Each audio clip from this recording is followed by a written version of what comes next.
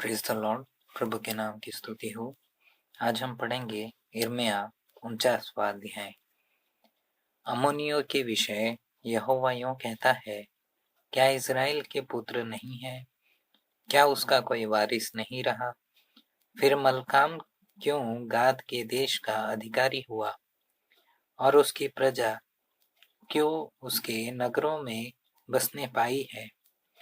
यहोवा की यह वाणी है, ऐसे दिन आने वाले हैं कि मैं अम्मोनियों के रब्बा नाम नगर के विरुद्ध युद्ध की ललकार सुनवाऊंगा और वह उजड़कर खंडर हो जाएगा और उसकी बस्तियां फूंक दी जाएगी।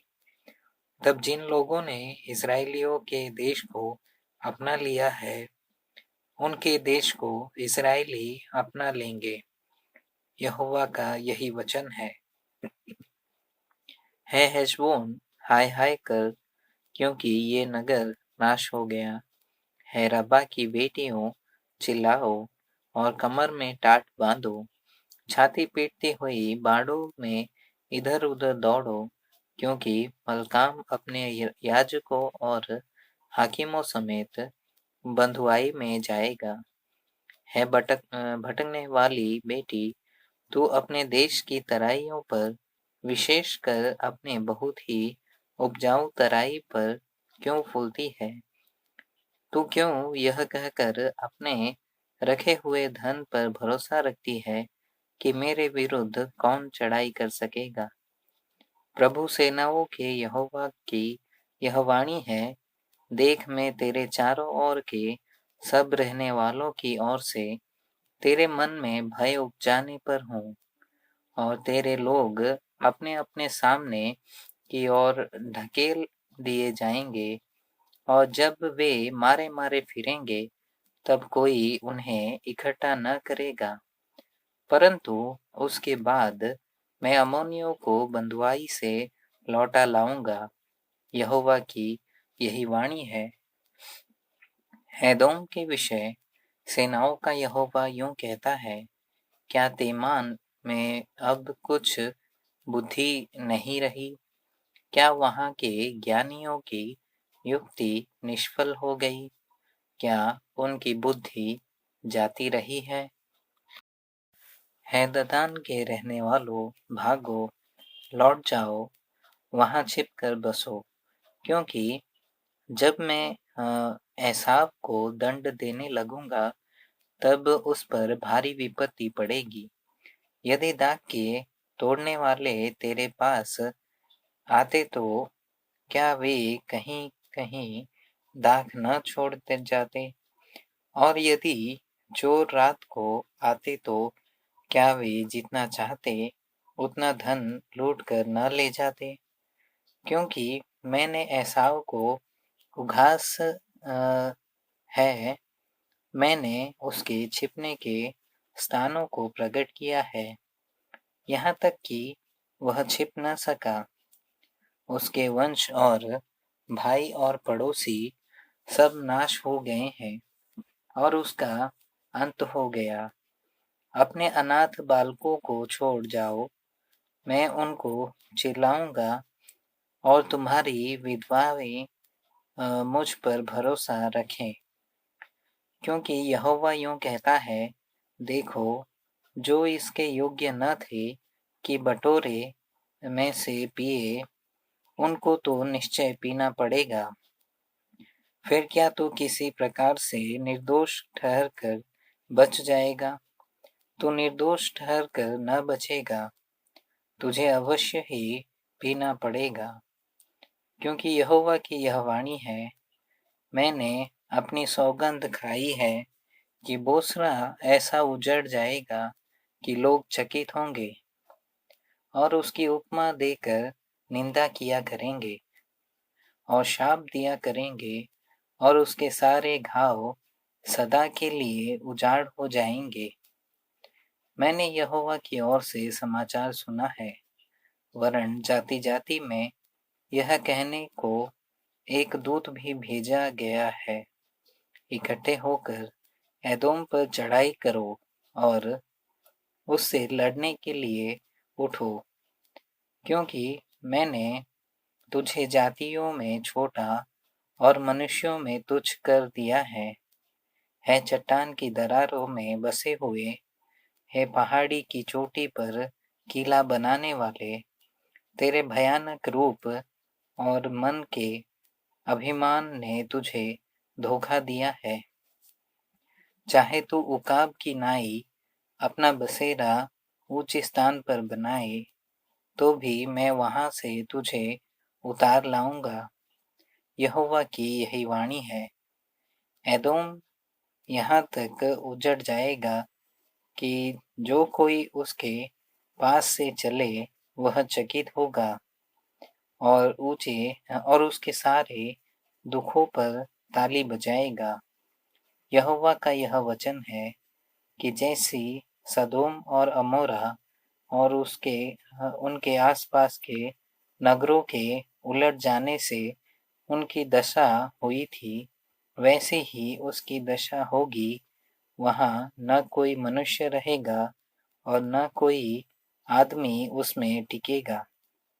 देखो, वह सिंह की नाई यरदन के आसपास के घने जंगलों से सदा की चराई पर चढ़ेगा और मैं उनको उसके सामने से झट भगा दूंगा। तब जिसको मैं चुन लूं उसको उन पर अधिकारी ठहराऊंगा। मेरे तुल्य कौन है और कौन मुझ पर मुकदमा चलाएगा? वह चरवाहा कहाँ है जो मेरा सामना कर सकेगा? देखो, यहोवा ने एदोम के विरुद्ध क्या युक्ति की है और तेमान के रहने वालों के विरुद्ध कैसे कल्पना की है। निश्चय वह भेड़ बकरियों के बच्चों को घसीट ले जाएगा।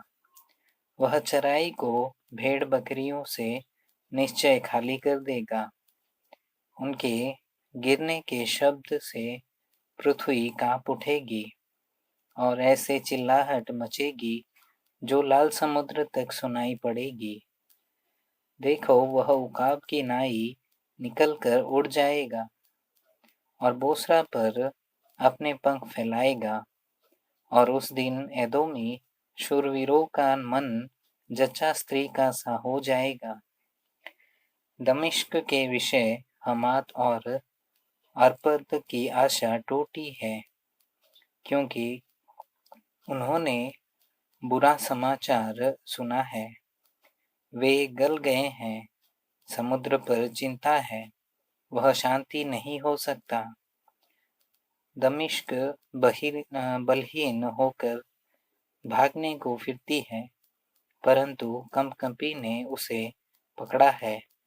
जच्चा की सी पीड़े उसे उठी है। हाय वह नगर, वह प्रशंसा योग्य पूरी जो मेरे हर्ष का कारण है, वह छोड़ा जाएगा। सेनाओं के यहोवा की यह वाणी है कि उसके जवान चौकों में गिराए जाएंगे और सब योद्धाओं का बोलना बंद हो जाएगा। और मैं दमिश्क की शहरपनाह में आग लगाऊंगा, जिससे बेन्हदद के राजभवन भस्म हो जाएंगे। केदार और हासोर के राज्यों के विषय, जिन्हें बाबुल के राजा नबूकदनेस्सर ने मार लिया, यहोवा यूं कहता है, उठकर केदार पर चढ़ाई करो, पूर्वियों को नाश करो। वे उनके डेरे और भेड़ बकरियां ले जाएंगे, उनके तंबू और सब बर्तन उठाकर ऊँटों को भी हाँक ले जाएंगे और उन लोगों से पुकार के कहेंगे, चारों ओर भय ही भय है।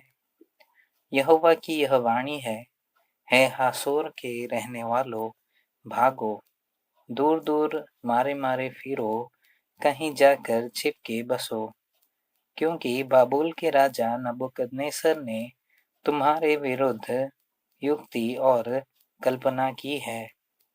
यहोवा की यह वाणी है, उठकर उस चैन से रहने वाली जाति के लोगों पर चढ़ाई करो, जो निडर रहते हैं और बिना किवाड़ और बैंडे के यूं ही बसे हुए हैं। उनके ऊँट और अनगिनत गाय बैल और भेड़ बकरियां लूट में जाएंगी, क्योंकि मैं उनके गाल के बाल मुंडाने वालों को उड़ाकर सब दिशाओं में तितर-बितर करूंगा और चारों ओर से उन पर विपत्ति लाकर डालूंगा। यहोवा की यह वाणी है। हाशोर गिद्धों का वासस्थान होगा और सदा के लिए उजाड़ हो जाएगा। वहां न कोई मनुष्य रहेगा और न कोई आदमी उसमें टिकेगा। यहूदा के राजा सिदकिय्याह के राज्य के आरंभ में यहोवा का यह वचन यिर्मयाह भविष्यद्वक्ता के पास एलाम के विषय पहुंचा। सेनाओं का यहोवा यूं कहता है कि मैं एलाम के धनुष को, जो उसके पराक्रम का मुख्य कारण है, तोड़ूंगा और मैं आकाश के चारों ओर से वायु बहाकर उन्हें चारों दिशाओं की ओर यहाँ तक तितर-बितर करूंगा कि ऐसी कोई जाति न रहेगी जिसमें एलामी भागते हुए न जाएं। मैं एलाम को उनके शत्रुओं और उनके प्राण के खोजियों के सामने विस्मित करूंगा और उन पर अपना कोप भड़काकर विपत्ति डालूंगा। और यहोवा की यह वाणी है कि तलवार को उन पर चलवाते चलवाते मैं उनका अंत कर डालूंगा और मैं एलाम में अपना सिंहासन रखकर उनके राजा और हाकिमों को नाश करूंगा। यहोवा की यही वाणी है। परंतु यहोवा की यह भी वाणी है कि अंत के दिनों में मैं एलाम को बंधुआई से लौटा ले आऊंगा